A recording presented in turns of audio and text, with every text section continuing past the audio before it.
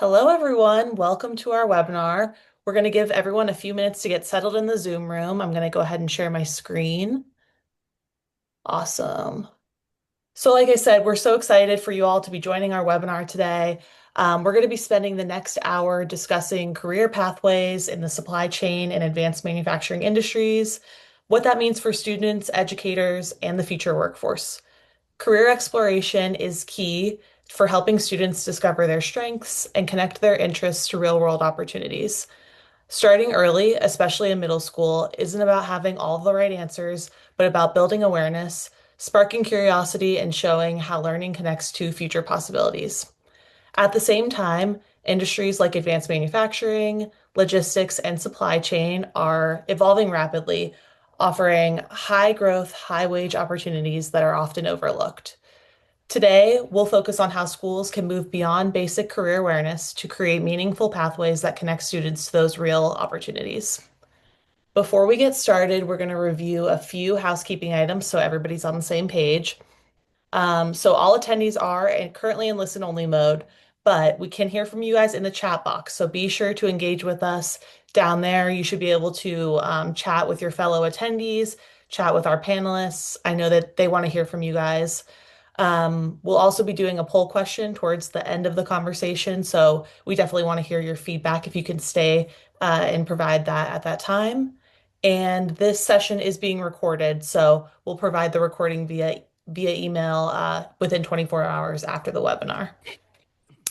And like I said, feel free to use the chat box if you have any questions throughout the webinar. Um, Next, we're going to go into some introductions. My name is Sabrina Poland. I'm a marketing manager here at eDynamic Learning, and I'll be serving as one of your moderators for today's conversation. We've brought together an incredible group of speakers, and I'm excited for you guys to hear from all of them. To kick us off, I'd love to have our panelists introduce themselves, maybe share a little bit about their background and kind of what excites them around about today's conversation. So, Carrie, if you're able, would you be able to kick us off? Sure, absolutely. Hi, everyone. My name is Dr. Carrie Curtis. I am the primary and secondary education lead for the Submarine Industrial Base Program Office. We are a program office of the Navy that, to round up what we do, we're trying to help build submarines and help the civilian workforce and supply chain and advanced technology and all of those great lines of effort to try and build submarines. And we're excited to be here and talk to all of you today about the workforce needs and all the opportunities that are within that industrial base. My background is in education. I was a teacher and moved into workforce development. So I'm very grateful for everything, every educator, every student on the call, and appreciate what you do every day. Awesome. Thank you, Carrie. Beth, can you go next? Hi, everybody. I'm Beth Duermeyer. I'm a lead for the workforce team here at Blue Forge Alliance. We are a nonprofit, and I work with Carrie and her team on the submarine industrial base side to address the workforce issues that we are having. And I think what excites me most often is talking to people about how, when they think about submarine building, they typically think about materials and shipyards and production, but really at its core, the submarine supply chain is really a workforce system. And submarines are made up of, tens of thousands of parts. But ultimately, we can't make those parts and put the parts together unless we have the workforce. And so I'm really passionate about making sure that the Navy and our submarine manufacturers and our shipbuilders have the workforce that they need. Like Carrie, I also have a background in education, moved from working at a university, working with researchers, to working in workforce development. And I've been doing this now for about 3 years. So Awesome. glad to be Thank you, here. Beth. Thank you. Brett, could you go next? Yeah, hello everyone. My name is Brett Morgan. I am with Serco Incorporated, but I am also part of the Submarine Industrial Base program along with Carrie and Beth. And I am part of the advanced manufacturing team. So my team helps to deploy advanced technologies into various manufacturing operations that contribute to us building more submarines. So I'm looking forward to talking to you guys, especially about how these technologies are changing the workplace and what that's going to look like moving into the future. Awesome. Thank you, Brett. And Brian, we'll toss it to you. Sure. Brian Deal with DVRC based in southeastern Pennsylvania.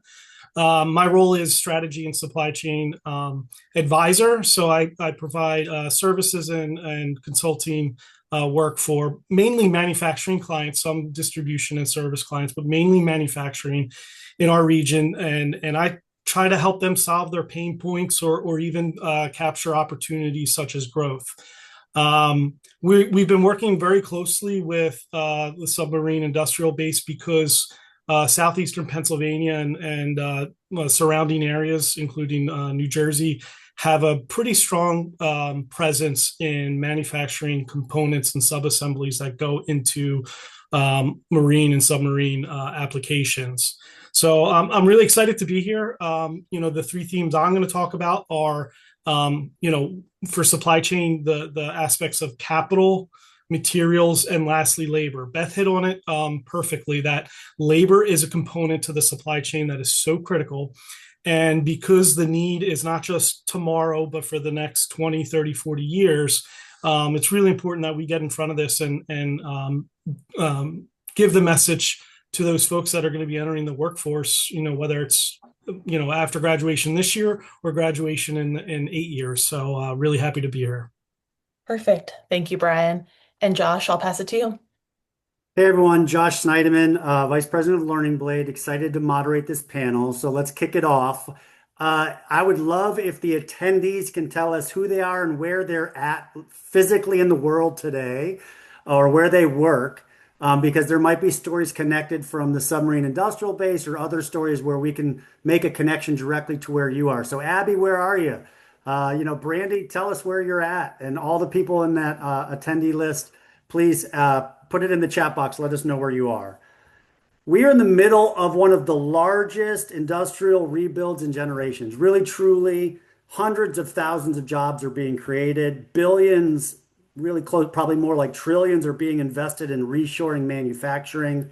But the number one barrier is not technology or funding, it's people, as Brian and Beth and everyone was just saying. And that means the future workforce doesn't start at the industry level, it starts in the classroom. So I'm excited to kick it off with some questions for the panelists. My first question is, what misconceptions do we think students have about manufacturing and logistics as it relates to these exciting pathways? So I'm going to open that for a give me. So if anyone wants to grab what do kids think about manufacturing, but what is really going on out there that they don't know? So I can take that, Josh, if that's all right.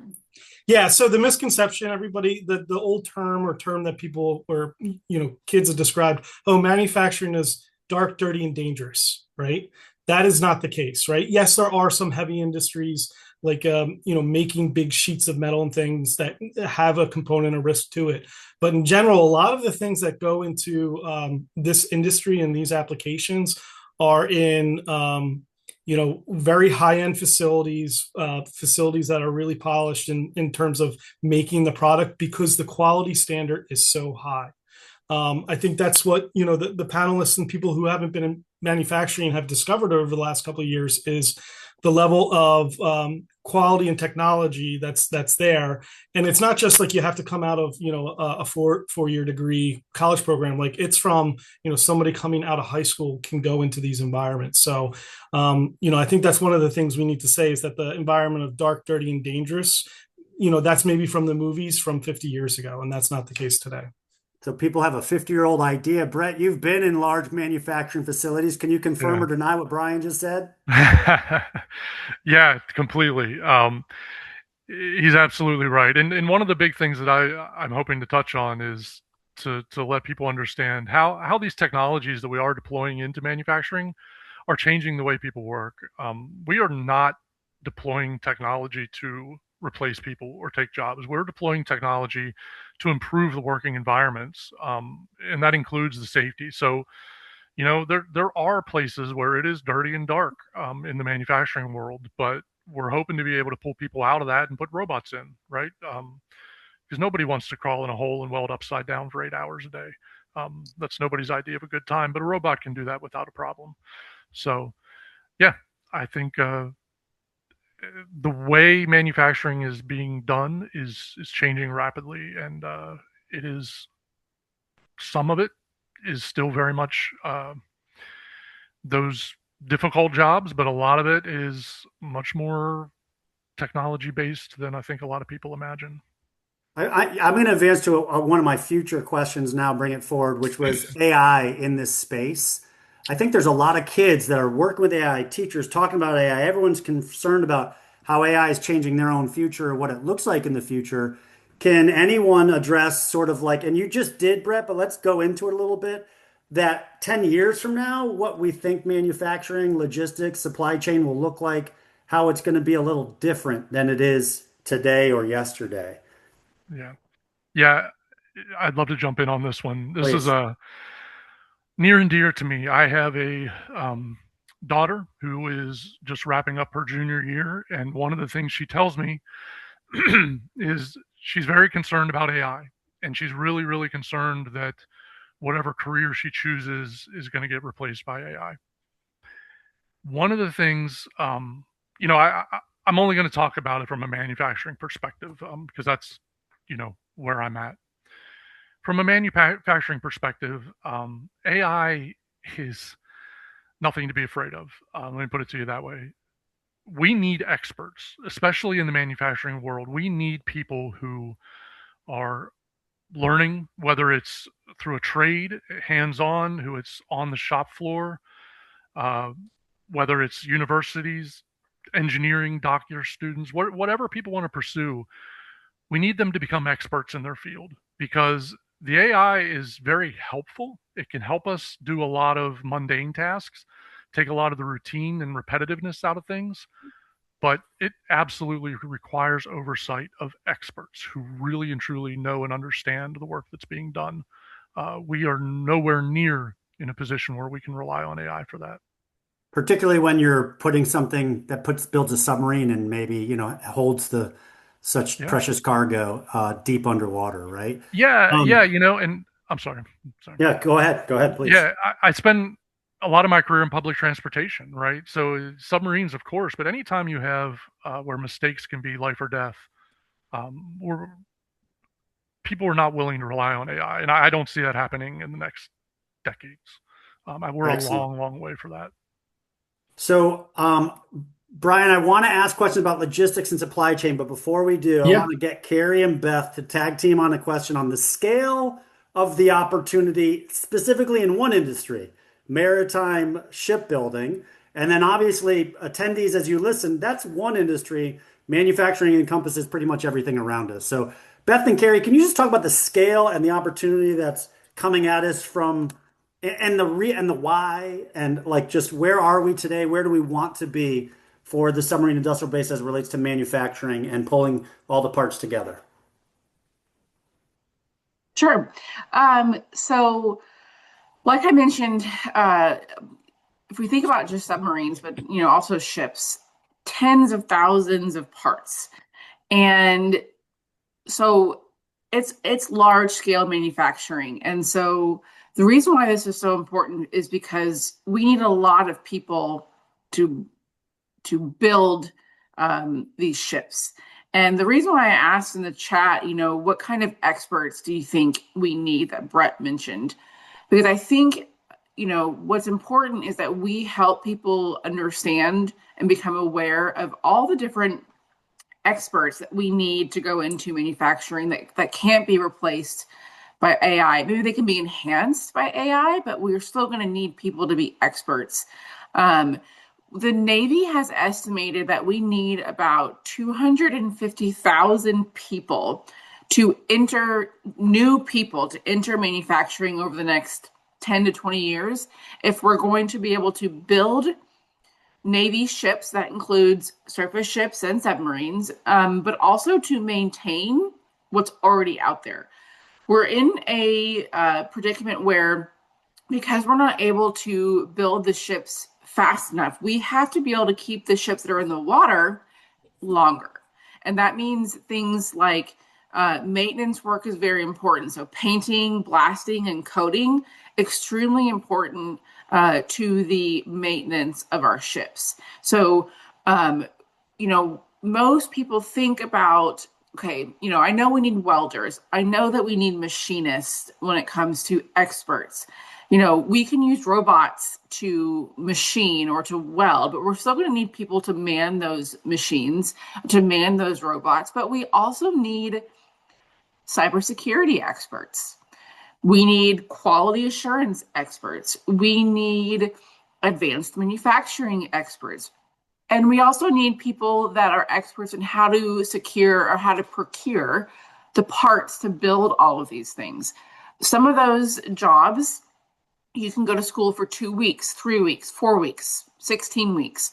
Some of those jobs you may have to go to a university. But not every job that we have in the industrial base requires you to go get a 4-year degree. There are lots of experts that are needed where there are a wide range of schooling requirements. Some, no school. Some of it's just go and get experience on the job. But the point being is we need a lot of people, and we just need people to start thinking about, okay, how can I plug in to what's going on here? Love that. Carrie, is there anything you want to add to that in terms of Yeah, the mission space? Yeah, go for it. yeah, of course. So, I was a history teacher and a self-confessed history nerd. So I always go back, how did we get here? How did we get to the situation that we're in? And it sort of really goes back to the end of the Cold War when a lot of these, government contracts and that military industrial complex started to weed itself out. And what happened to our manufacturing world was that it atrophied. We stopped paying attention to it. And so my generation, for example, grew up in a world where we were told that there was one way to success, and that there was sort of this dichotomy in our workforce of these kind of jobs and these kind of jobs. We even labeled them, right? Blue collar, white collar. And we had thoughts about this is in an office, this is at a desk, this one's dirty, this one's working with your hands, and you just sort of had this sort of weird way of thinking about the workforce spectrum. And it truly is a spectrum. So in a lot of ways, we're trying to encourage a renaissance of the way that you think about workforce and the way that we picture what the workforce is. It's really a spectrum of careers that are very interdependent on one another. It's like thinking about a hospital and looking at it and thinking, oh, there's just doctors and nurses in there. Absolutely not the case, right? The vast majority of the people that work in that building are not doctors and nurses. It takes a lot of support staff to run a place like that. And if you think about the manufacturing world and what it takes to build a submarine, it's just, that times a million, because you've got 20,000 suppliers across all 50 states that make some part that will end up on the submarine to shipyards, but they have their own supply chains. All of those manufacturers, whether they're small, medium, large size, they have engineers, they have welders or machinists, or they all have quality control, no matter what it is, right? But they also have support staff. They have project managers and logistics and supply chain, experts. They have finance people, IT people. You have just about anything that you're interested in as a student. There's something, and there's a way that we can utilize your talents and your skills and your passions, which as an educator, if you're an educator listening, then that's super exciting. And that's a great message to be able to take back to your class of this is just one area in the country and one focus on manufacturing, because what we're not talking about today is surface ships or aviation or munitions, and that's just Navy, right? So there are so many opportunities right now for these students, and it's sort of sky's the limit. And if you can imagine it, there's a job out there more than likely for it in this spectrum of work, which is exciting. And the other thing I wanted to add about from the very first question was pay. That's one of the great things about this job. Probably a huge misconception is that they don't pay well or won't be able to take care of a family. Not true at all. A lot of these students are graduating from accelerated training programs in a skilled trade and making more than I did as a teacher in the classroom. So it's extremely different than what we may have all grown up as adults thinking. And I think that we need to do a little bit more digging before we approach our students with these topics so that we're really refreshed in our ideas and our knowledge, because you can't teach what you don't know. And, you don't necessarily know about the changing workforce unless you've been out in it or trying to navigate it. So I think that's one of the great reasons why these kind of conversations are so vital and important is to just educate you on what's out there so that you can in turn educate students and communities. So thank you, Carrie. Thank you, Beth. Josh Baker in Houston, Texas is asking a great question. And I think it also connects to the question that Sonia in Florida asked. So Josh asked about bridging the disconnect between credentials students earn and what employers recognize. If someone wants to take that, but also let's add to the credential conversation the role of mentorship playing in connecting students with tradespeople and during this exploration phase. So, whoo, Josh is asking some deep questions, and then Sonia wants to get into specifics. Let's get a list of these careers and this trainings and trades. Let's get specific here. So, three great questions, and then we'll address Gerald's comment. But who wants to take the bridging the disconnect between credentials in school and what employers are looking for? Yeah, I don't mind. I think it goes back to what I was saying before about we are currently in a renaissance, if you will, of rethinking and reimagining what the workforce looks like and therefore what education needs to look like to meet that demand and to help prepare students for it. I think us bringing, there's a lot of areas where credentials are required and school systems have really embraced that and they support providing students with a credential. I think there's still that need for a little bit more guidance to your point, Josh, about connecting that to real world careers, which is where the next, I think it's Meg who mentioned about connecting with industry. That's where that partnership is so incredibly vital because that this credential is exactly what my students are going to need. I think it just goes back to really reimagining what workforce is, what education therefore needs to be, and making them all work together because we have to all work together. Industry needs to work with academia to make it relevant for students because that's, real world, that's what we want for our students. We want them to be able to leave our CTE classes and go straight into the workforce, like Brian said. And if they're not getting the right credentials, then that's not happening. But I think the important thing is to realize for all of these, again, 20,000 suppliers around the country, and that's actually, it's actually more than that. So each one of them may have different needs or different areas of focus. And so it's very important to really dive deep into your community, into your piece of the supply chain and understand what is needed here so that you can serve that, talking with workforce boards, trying to get them suppliers onto your Board of Education so that they can provide that, or maybe they're supporting expert advice into your curriculum building. All of those things over time will build that connection much better than it has been since, for the last several decades. And I think you hit on it, Carrie, with working with your workforce boards, working with your community, because I think there's a disconnect between, what companies need and what our CTE providers or our training providers may be doing. The companies care about, can this person complete this task? Can they do the job? Whereas your CTE programs may be focused on hours completed, passing a written exam.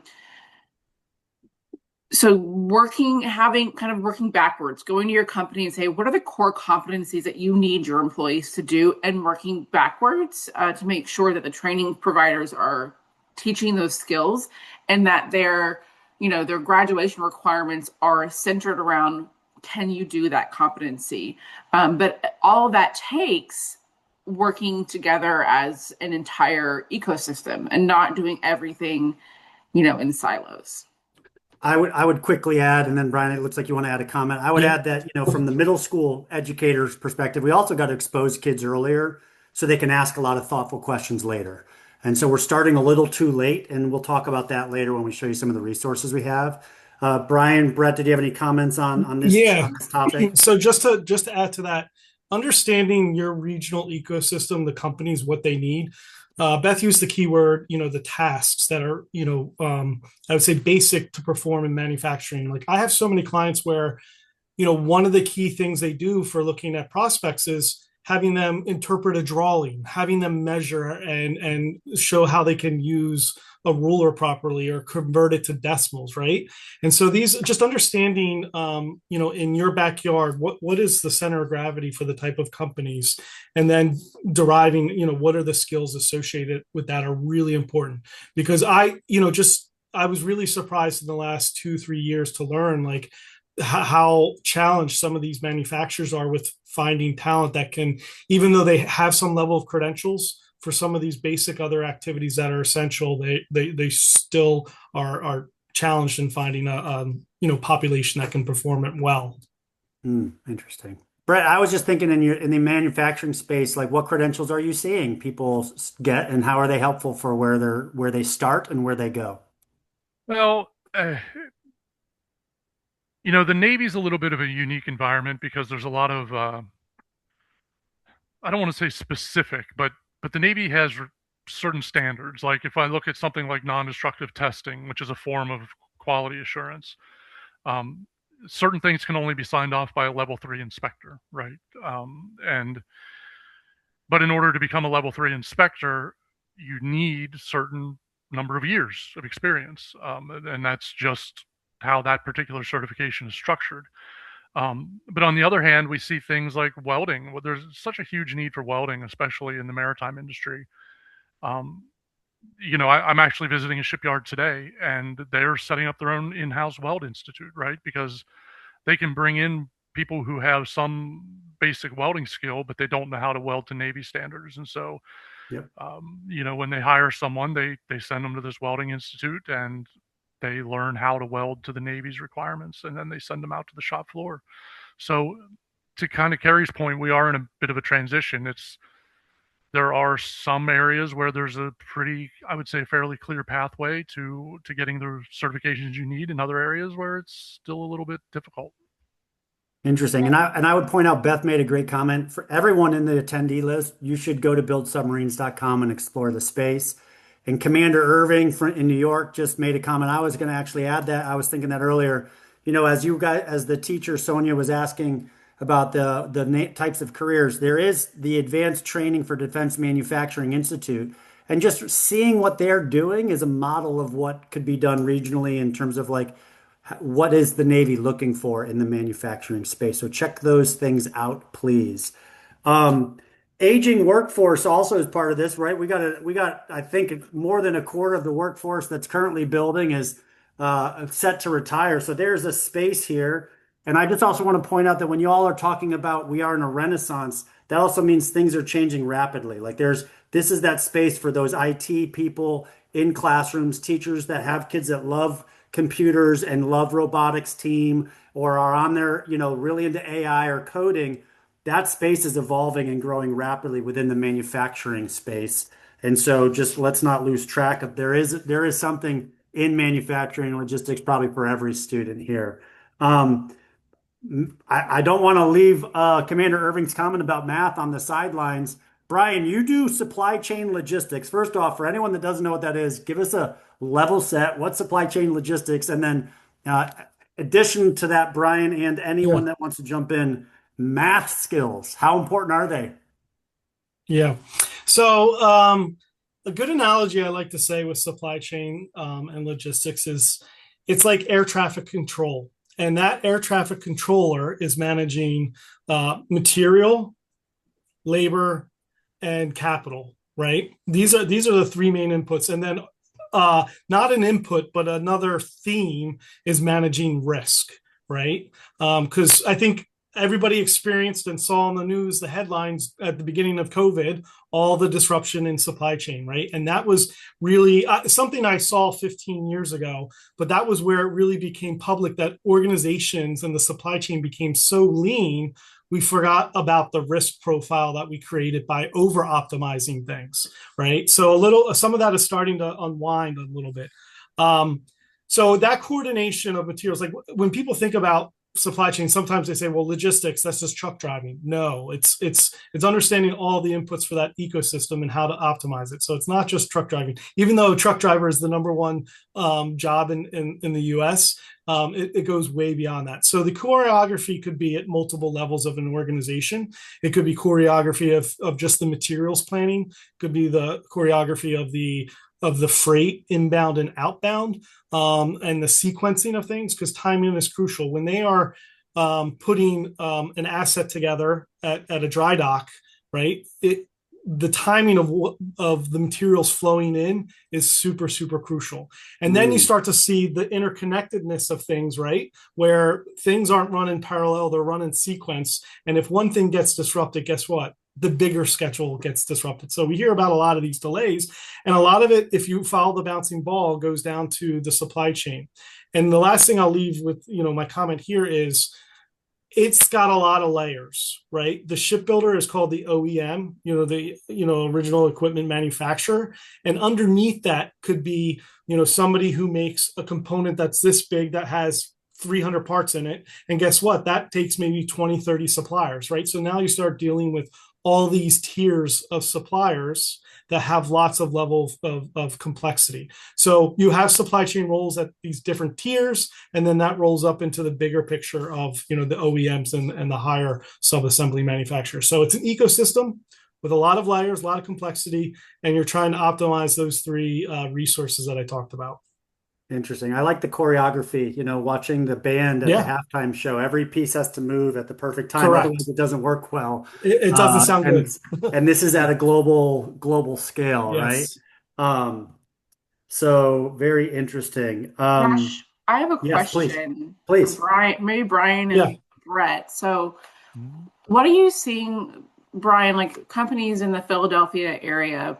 So some parts that we build for submarines have long lead times, a year or more. How are companies, how can they get ready for that when, workforce, skilled labor can take also years to train or months to train? So how are they preparing themselves for these long lead times when workforce is already such a troubling issue? How maybe, Brett, you can add in how maybe advanced manufacturing can help with that. So I'll start it off and I'll kick it over to Brett, because I think that advanced manufacturing is an element here. So I think manufacturers are having to think creatively in terms of, okay, where are their tasks? Since I have a limited pool of talent, what are the tasks that I can maybe automate or create some level of efficiency where I need less headcount? So when I do get the labor that comes through the door, I'm utilizing them for more value added or critical tasks. So that's one angle to this. The other thing I see is, this is a real challenge, and I don't think everyone's found the silver bullet, is because of that lead time, right? Companies have to make an investment where that person that they're hiring today might not be delivering economic value for the business in 3 months' time or 6 months' time, right? So understanding the balance between that lead time of the people and materials, but what is also available in terms of business prospects, right? And so we won't get into the depths of government contracting, right? But I think as manufacturers that have somewhat proven themselves, and the Navy and the industrial base sees that they are critical, they're actively out there with these manufacturers to signal and then give commitments to longer time horizon, just as opposed to a spot purchase, right? A spot purchase would be a one-off purchase, and it's really hard to hire and make investments in the business if that's the case. So I think that secondary part is still going to be a challenge for some time. But I do see that manufacturers, and we're talking small businesses of 25 to 60 people, right? And they are making the investment where they will bring somebody on board that they feel has the talent and carry them for X amount of weeks or months in order to have them ready when the work is at hand. But the automation piece, I think it's really flipped, at least in the last 5 years. It was always there, but the momentum is in our region has changed a lot. So I don't know what Brett has seen, but I have definitely seen it firsthand where people are more aggressively pursuing automation where it makes sense. Right. Yeah. So, I got to take a deep breath on this one because I can talk about this for a long time. There's a convergence of a couple things happening here. Josh, you mentioned just a minute or two ago about we have a workforce that's aging out and we need to replace those people. And Beth mentioned that we have these long-term contracts, and how do businesses prepare to execute these long-term contracts, when workforce is such an issue. What we are seeing and where we are really focusing our efforts is, as this workforce ages out and people choose to retire, it's not just a body that needs replaced, right? That there's knowledge and there's skills, right? If I take someone who's been on the shop floor for 30 years, they have, and we use the term tribal knowledge, right? They know things. They know things that the engineers don't even know. And how do we capture that? Because when they walk out the door, it's not just I lost a welder. I've lost so much inherent knowledge on how to do things properly. And so we're funding a lot of efforts on the AI side. I go back to AI. It's trying to capture that, right? So we're trying to get those people that have that knowledge and, have an AI system that a company can upload all of their work instructions and processes so that when a new person comes in, they can ask a chatbot, hey, what are some things I should be aware of before I start this new job? And the idea is that some of that tribal knowledge has been captured in some of these databases that we're trying to develop. The other piece of it is just efficiency, right? Someone who's been doing quality or welding, or an electrician that's been doing it for 30 years, they tend to be a lot more proficient than a new person just coming in. So not only do I have to replace the body, but now I've got to replace, someone who was maybe one of my most efficient employees. So that's where we're turning to technology. Okay, can I, instead of just having a person hold a weld torch, can I have them operate 2 or 3 different robots to weld, right? Because now not only can I have someone be an expert welder, but I can multiply their capacity to replace what I've lost from these people that are choosing to retire and move on. So I think that's really how, in the SIB program office, we view advanced manufacturing, right? I'm not only losing a body, I'm losing knowledge, I'm losing experience, I'm losing efficiency. So I don't just have to replace a body, I have to replace all of those other things. And how can I best do that? And that's really where technology comes in. Wow, so many angles to go here. I want to, this is actually a backtrack, but I think it's critical important to the audience, which are generally high school focused. Josh was asking, who owns the process of matching the CTE to the regional workforce? Brian, you were mentioning the workforce boards, but can we get operational here? I'm a CTE teacher. I'm teaching these different classes, whether it's CNC or whether it's welding or whatever I'm doing in my high school pathways. How do I connect? It's not like, maybe not how do I intentionally redesign everything, but how does that local educator connect to the industry better so they can understand the local workforce better? What's the best insertion point? I'm a teacher. I want to go to an event. I want to meet some people. I want to understand, and I want them to come and talk to my students. What's the best place for this to happen? And maybe just the idea of a regional workforce board. Maybe that's new to people too. We'll explain that. What is this? No, I would say, like Beth said, to visit buildsubmarines.com/education, and we can get you connected with the submarine industrial base suppliers, which is exciting. And to do just that, to start you off with those conversations. We also have some great resources on there specifically about this topic. We've done webinars about how to engage with industry. We've had experts speak about that. There are templates for outreach. what should you say on the phone call? What kind of email should you send? All of those sort of things to help you get started. I think if you are able to reach out to your local Chamber of Commerce or Workforce Board, that's another great place to start. Some of the questions in the chat about, how do we make sure that what we're teaching in our CTE is actually industry ready, and they're preparing students for that. And it's a systemic issue, and we have to go back in the system where you are and figure out what's the best entry point. And maybe it's you, maybe the system needs you to really start this conversation at the highest level this summer to prepare for next year, to go to your Board of Education and say, we need to make a concerted effort to introduce industry to our classrooms, bring them in, create an advisory board of industry from our region to make sure that what we're teaching aligns with what these students are going to graduate and potentially be able to use, or what is out there. If you struggle with that, that's what Beth and I do. That's part of our job is connecting people with industries so that they can start having those conversations. Yes, we have some very specific requirements for Navy, and that's if you work in a Navy yard or you work at one of our tier 1 suppliers, or those suppliers that have the plans, right? But like Brian was saying earlier, there's multiple tiers of suppliers. That supplier that has the plans, right? They have the government contract. They may outsource certain pieces of their work to other suppliers. And those people, they don't necessarily need to know what it's going for. They're just making it.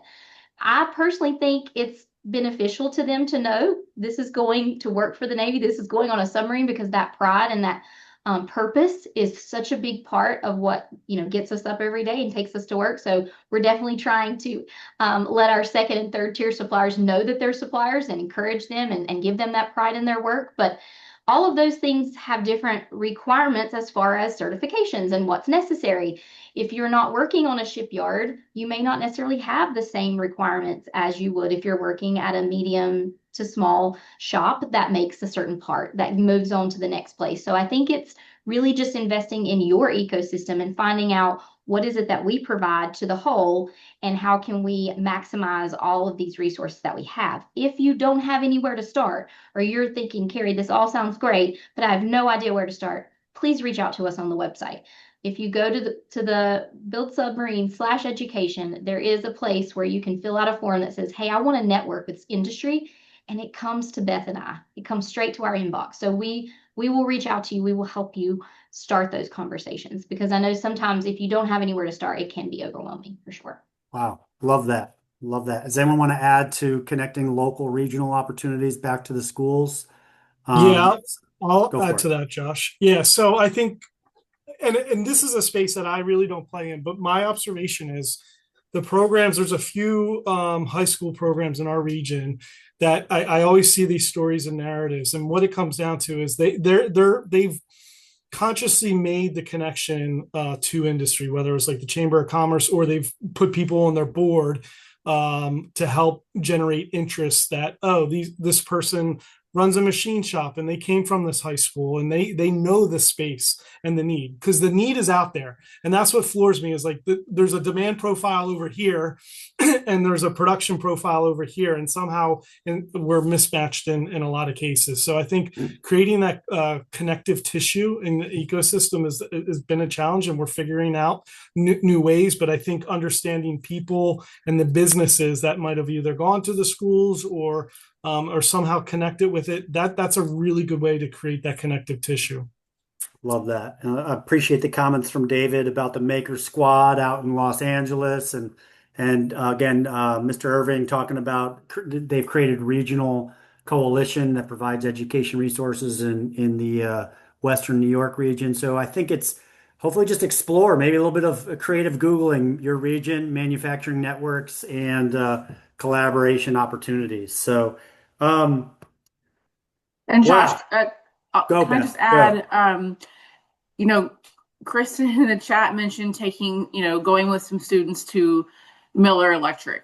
So, and then Josh asked the question about, where does the disconnect happen? And I think the disconnect happens in multiple places. So our young students, right, our middle school students, which is why, again, this Learning Blade mission is so awesome, is that the disconnect happens because they don't know about it. And then in high school, perhaps, or maybe early adulthood, a disconnect happens again because people aren't aware of what the pathways are. And so I think working with the industries or the manufacturing companies in your area, wherever that is, to helping the teachers understand, what are the skills and what are the pathways to get into manufacturing can really help to keep students connected and keep them on the path to go into these amazing careers. But again, like Carrie mentioned, working with the companies that are right there in your backyard, great place to start. And we can connect you to those companies. Your Learning Blade state reps can help you connect to those companies, right? Yep. If you're in Philadelphia, Brian can help connect you. And so lots of places for you to connect. You just got to ask, and we're here to help. Thank you, Beth. Great comment. So we're getting closer to the end here. Please keep those questions and comments coming in the chat box. I really appreciate the boots on the ground, the educators in the space sharing their thoughts. Can I add my own quick thought to that space? I would say one of the workforce needs that I like to talk about, I call myself a STEMinist. I got 3 daughters, but we got to get more girls interested in manufacturing. Like that would just rapidly increase the workforce. And so I'm thinking about all girls robotics team that I just heard did some amazing work in South Carolina at the world competition for VEX. Just making sure that we are in a 2026 mindset. This is for every student, right? And keeping that front and center, and because these are high wage, high demand, and high tech jobs, and we want to make sure we expose all the talent to these opportunities. So thank you for that. Yeah, I'm gonna open it up to getting close to a final question here, but what message would you want teachers to take back to their students? Right? What's the message? Like you got the synthesis. Each of you we're talking at a lot of different levels, ground and 40,000 foot view.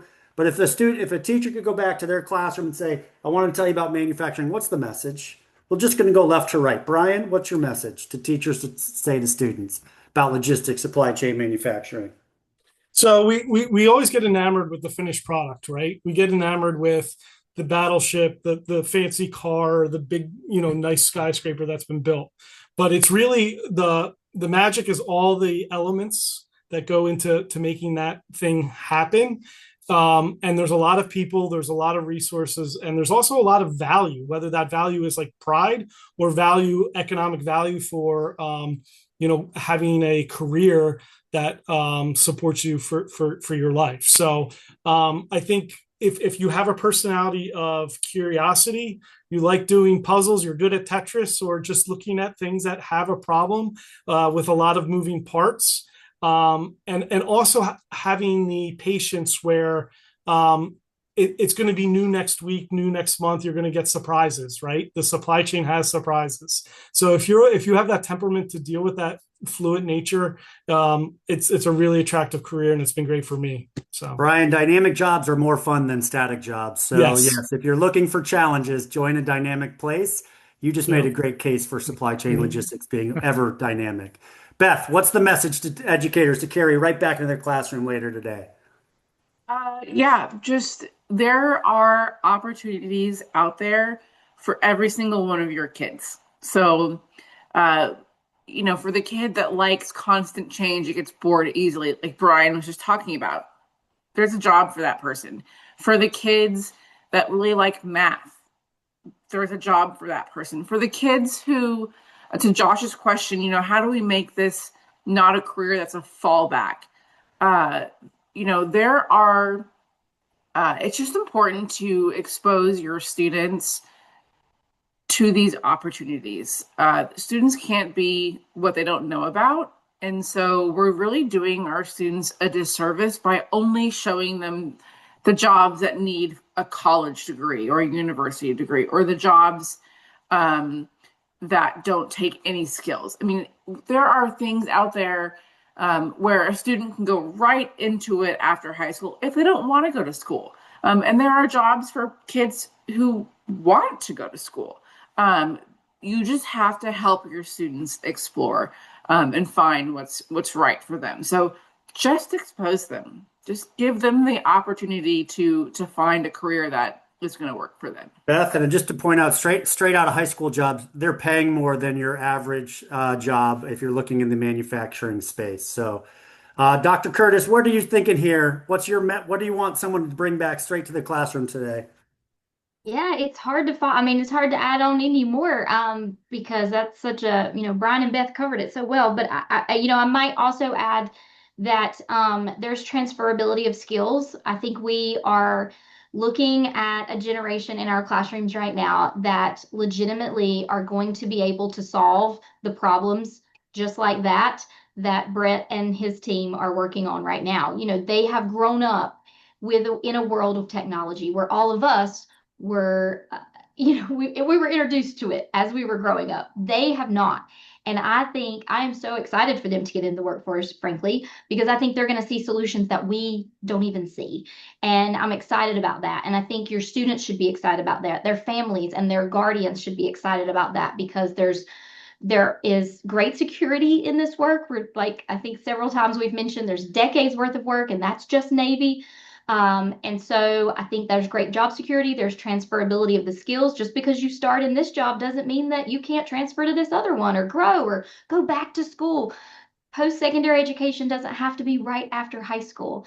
I would also say, if I could talk to the teachers for just a little split second, I carry a little soapbox, is don't tell kids that college isn't for everybody. Education is for everybody. And whether that looks like a four-year college or a community college or a tech college or a certification, program, whatever it looks like, it's for them. And we just have to find what works for them. And to Beth's point, there is something out there for everybody. And that pathway might look a little bit different, but if we all went around and told our pathways, they would all look very different as well. And that's just the reality of it. So I think it should be very exciting, this conversation to take back, that the workforce needs you. Post-secondary something for everyone, and also let your employer pay for that continued education. So, Brett, I don't want to cede your answer for what teachers should bring back, but if you want to head in this direction, how cool it is to get massive things to come together. But you tell us what you think you want teachers to talk about. Yeah. I have two things I wanted to touch on, and I'll save that one for last. I want to build on what Beth said. Listen, I've been in manufacturing for my entire career, well over 25 years. There is something for everyone in manufacturing. If you love math, great. There's tons of opportunity for you. If you hate math, fine, not a problem. I spent a lot of years as a project manager, and project management is about people and relationship building. You don't have a supply chain, you don't have logistics without building those relationships. So even if you've got students that are just into soft skills, it's needed. It doesn't matter what the area of interest is. There's a place for them in manufacturing. So that's one thing. The other thing is, how do we make manufacturing not a fallback position? And that's what Josh just said. When you're in manufacturing, you're building incredible things. I mean, if you're with the Navy, ships and subs and airplanes, but there's all kinds of stuff. I mean, you can build buildings and bridges, and you can build, whatever. Your imagination is the limit. Like, the things that you build last forever, potentially, and people use them, right? So it's an amazing field. I would really love to see a lot more people get involved in manufacturing.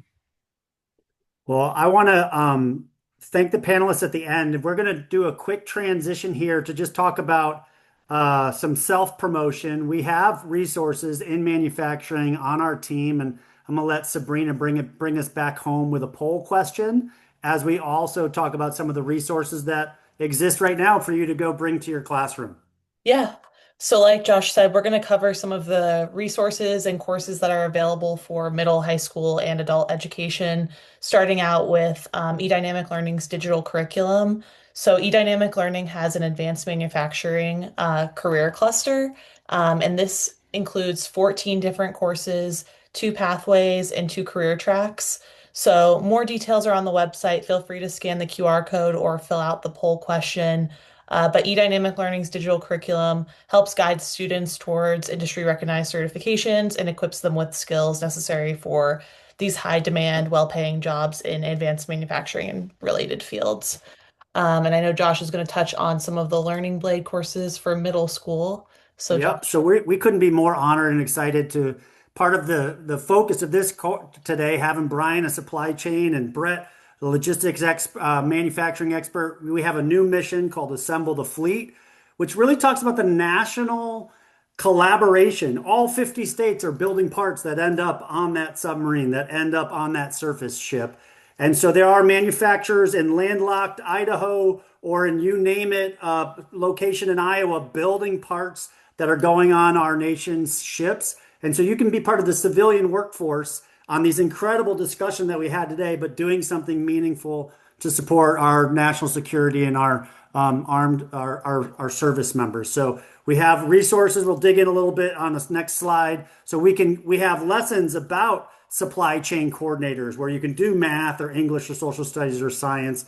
And these resources, we can go to the next slide, are funded in many states across the country. So you can click on the link to find them. But when you get in there, you're going to explore how weathering affects, surface ships or submarines, or even English lessons where you explore English standards related to people in the industry. So we're trying to connect this back to your classroom with a basic turnkey solution. And we're excited to have this. So we're hoping that you will share this.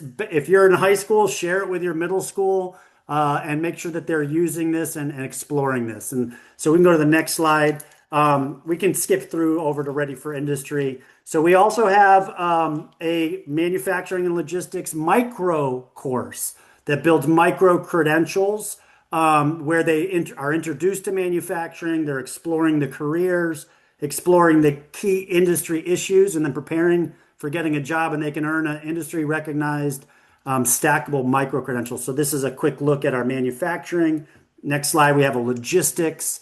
And so a lot of resources on our team. So we'll send those to you in a link afterwards. But I'd like to end on just thanking this talented, dedicated group of professionals.